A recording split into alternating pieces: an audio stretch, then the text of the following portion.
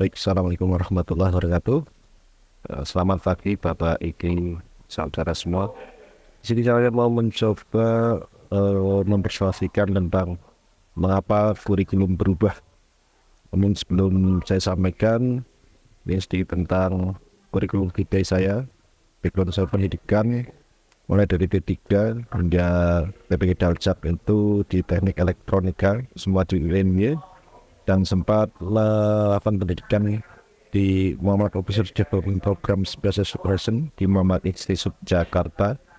Yang itu saya sempat bekerja terlebih dahulu, namun sekarang saya menjadi guru Bapak Ibu. Lalu ini pengalaman kerja saya dulu pernah bekerja di industri perbankan, di operation dan di ATM Mobile Branch waktu itu di Jakarta terakhir. Lalu sekarang saya berada di sini menjadi guru di SMA Negeri Bansari. Di 2019 saya coba mendirikan startup sebagai founder of the service, namun saat ini belum saya gerakan lagi karena ada suatu hal. Terus ini pengalaman organisasi saya mulai dari SMA hingga kuliah, dan saat ini saya berada di MTMP Teknik Elektronika Provinsi Jateng dari 2023 hingga sekarang. Baik, mengapa kurikulum perlu berubah? Jadi pengetahuan tentang kurikulum adalah seperangkat rencana dan pengaturan mengenai tujuan, isi dan bahan pelajaran serta cara yang digunakan sebagai pedoman penyelenggaraan kegiatan pembelajaran untuk mencapai tujuan pendidikan tertentu. Jadi kurikulum perlu berubah agar dapat menjawab tantangan dan kebutuhan zaman. Nah, di slide selanjutnya nanti akan dipaparkan tentang tantangan dan mengapa kurikulum itu berubah. Dan selanjutnya adalah karena dunia berubah. Jadi karena dunia ini berubah dan mengalami perubahan yang cepat serta dinamis di berbagai bidang seperti teknologi, sosial dan ekonomi, maka perubahan ini menciptakan tantangan dan peluang baru bagi masyarakat termasuk siswa. Jadi kita melihat positifnya adalah sebuah tantangan dan peluang baru, bukan hal yang negatifnya ya. Kalau kita melihat yang negatifnya, keluhan pasti akan banyak muncul. Namun ketika kita melihat peluang baru, maka di situ ada potensi untuk menjadikan ladang kita sebuah pekerjaan yang bagus dan mungkin pendapatan yang layak. Dan kita fokusnya ke siswa. Lalu tantangannya adalah berapa tantangan yang dihadapi siswa di era digital. Ada 3 yang saya catatkan nih dalam paparan ini. Yang pertama adalah keterampilan abad ke-21. Siswa perlu mengembangkan keterampilan berpikir kritis, memecahkan masalah atau problem solver, beradaptasi dan berinovasi untuk menghadapi lingkungan yang terus berubah. Ini yang sering kita dengar adalah keterampilan abad 21, yaitu salah satunya yang tadi saya sebutkan. Ada beberapa poin. Poin yang kedua adalah dunia kerja yang dinamis. Dunia kerja membutuhkan keterampilan yang beragam dan terus berkembang, Bapak Ibu. Jadi saat ini pun demikian, ketika kita menjadi guru ya, bekerja di tempat industri dan sebagainya, itu keterampilan dan teknologi terus berkembang sehingga kita harus siap dengan kondisi zaman saat ini. Yang ketiga, keterbukaan terhadap perbedaan. Nah, di sini poin pentingnya siswa perlu memiliki sikap toleransi dan empati terhadap perbedaan budaya, agama, dan latar belakang. Mungkin toleransi dan empati ini mulai kendur ya Bapak Ibu ya. Apalagi dengan banyaknya teknologi yang berkembang dan informasi yang sangat cepat. Kadang sikap toleransi dan empati ini juga perlu menjadi perhatian khusus Bapak Ibu. Nah, dari tantangan kita akan melihat tentang peluang. Berapa peluang yang dapat dimanfaatkan siswa di era digital, antara lain adalah akses informasi dan teknologi. Ya, siswa memiliki akses yang lebih luas terhadap informasi dan teknologi yang dapat dimanfaatkan untuk belajar dan mengembangkan diri. Berbeda dengan zamannya kita mungkin Bapak Ibu ya. Pada saat tahun 2004, 2005, 2007, waktu saya masih SMK atau SMP waktu itu, ketika ingin belajar itu sangat sulit. Textbook atau buku pembelajaran itu sangat terbatas. Akses internet bahkan mungkin tidak ada. karena saya di daerah dulu sangat sulit sekali. Lalu yang kedua, kerjasama global. Siswa dapat bekerjasama dengan orang-orang dari berbagai negara untuk menyelesaikan masalah dan menciptakan peluang baru. Nah ini karena informasi dan teknologi akhirnya global pun akan semakin mudah diakses. Maksudnya seperti itu. Lalu yang ketiga, berekspresi dan berkarya. Siswa dapat menggunakan teknologi untuk berekspresi dan berkarya serta menjangkau audiens yang lebih luas. Ini poin yang cukup jelas ya Bapak Ibu ya. Ketika siswa dapat menggunakan teknologi dengan baik, maka atau dengan tepat ya, ekspresi untuk berekspresi secara positif dan berkarya itu jangkauannya lebih luas, bukan hanya sebatas sekolah, kecamatan, kabupaten, tapi bahkan sekarang mengglobal dunia. Lalu dari tantangan keluar, kita harus melihat kebutuhan siswa seperti apa. Siswa memiliki karakteristik dan kebutuhan belajar yang beragam.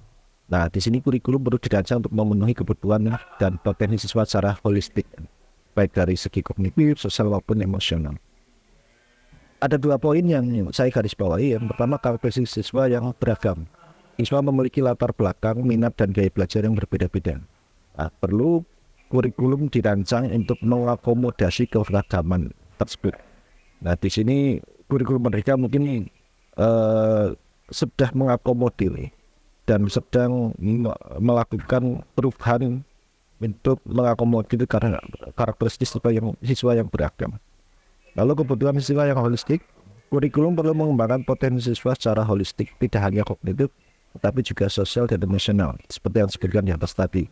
Siswa perlu memiliki keterampilan berpikir kritis, memecahkan masalah, beradaptasi, berinovasi, serta keterampilan sosial dan emosional seperti komunikasi, kerjasama, dan kepemimpinan. Nah, kebutuhan ini yang sangat kompleks di abad 21. Maka ketika kurikulum itu tidak berubah mengikuti zaman ini, maka kebutuhan siswa yang seperti holistik dan yang sangat beragam ini belum bisa diakomodir. Maka kurikulum itu perlu dilakukan perubahan. Manfaat perubahan kurikulum. Nah, di sini saya coba memaparkan 3 poin. Manfaatnya apa sih kurikulum yang berubah? Nah, itu dapat memberikan manfaat bagi siswa antara lain. Yang pertama, mempersiapkan siswa untuk menghadapi tantangan dan peluang di masa depan, seperti yang disebutkan di atas. Siswa dibekali dengan keterampilan abad ke-21 yang dibutuhkan untuk menghadapi lingkungan yang terus berubah. Lalu yang kedua, meningkatkan kualitas pembelajaran dan prestasi siswa. Kurikulum baru dapat meningkatkan kualitas pembelajaran dan prestasi siswa dengan menerapkan metode pembelajaran yang lebih aktif dan inovatif.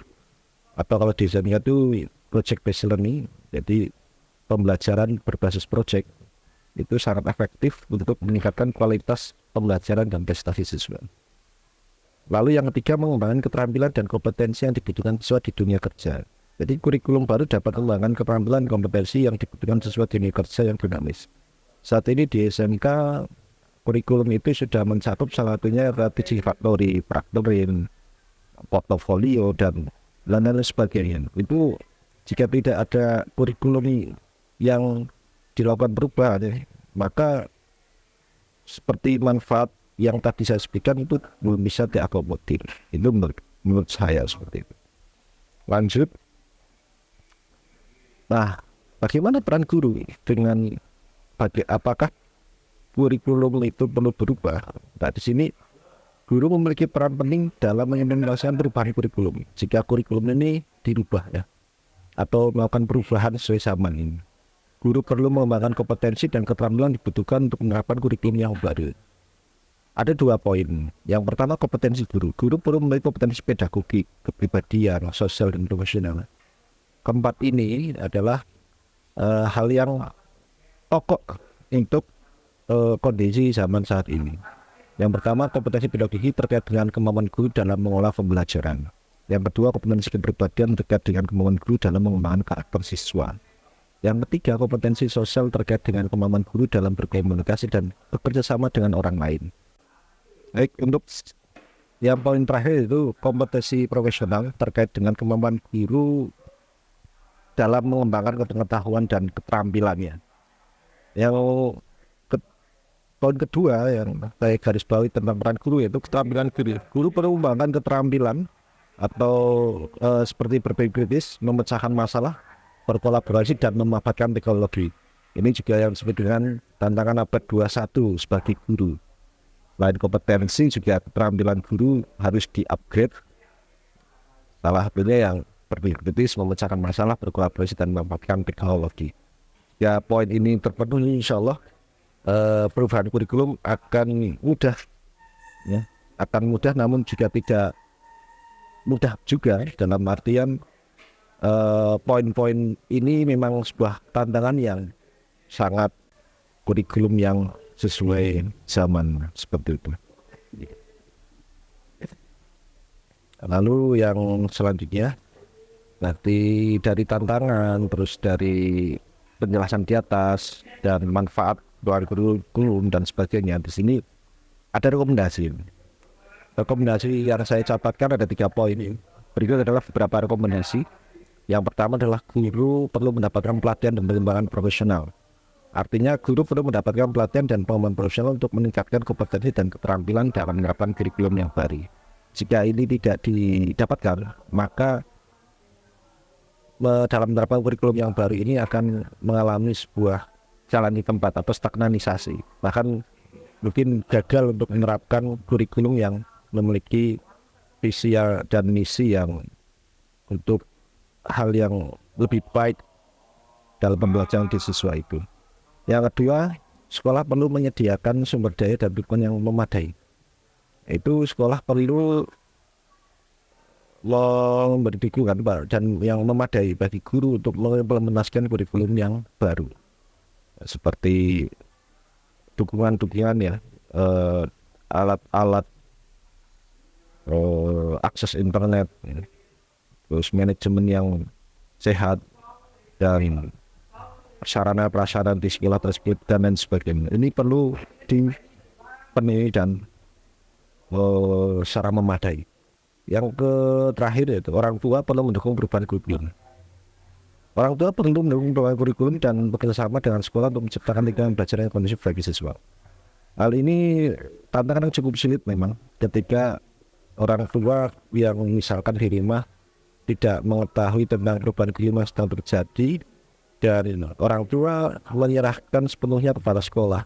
Ini sebenarnya sebuah jadi dilema bagi kita sebagai guru, karena ketika orang tua itu juga sibuk dengan pekerjaannya dan pulang tanpa juga ikut mendukung siswa untuk belajar dan menerapkan apa-apa yang sudah ada di sekolah ajarkan, ini juga akan menjadi tantangan yang sangat sulit ketika orang tua tidak bisa melakukan hal tersebut. Terakhir Bapak Ibu, kurikulum perlu berubah untuk menjawab tantangan dan kebutuhan zaman. Perubahan kurikulum memerlukan dukungan dari semua pihak, termasuk guru, siswa, dan orang tua.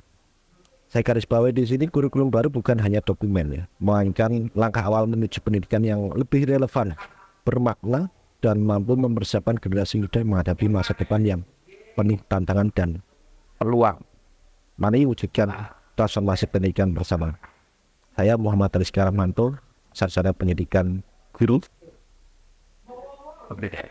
Terima kasih telah menyebar paparan tentang perubahan kurikulum. Wassalamualaikum warahmatullahi wabarakatuh.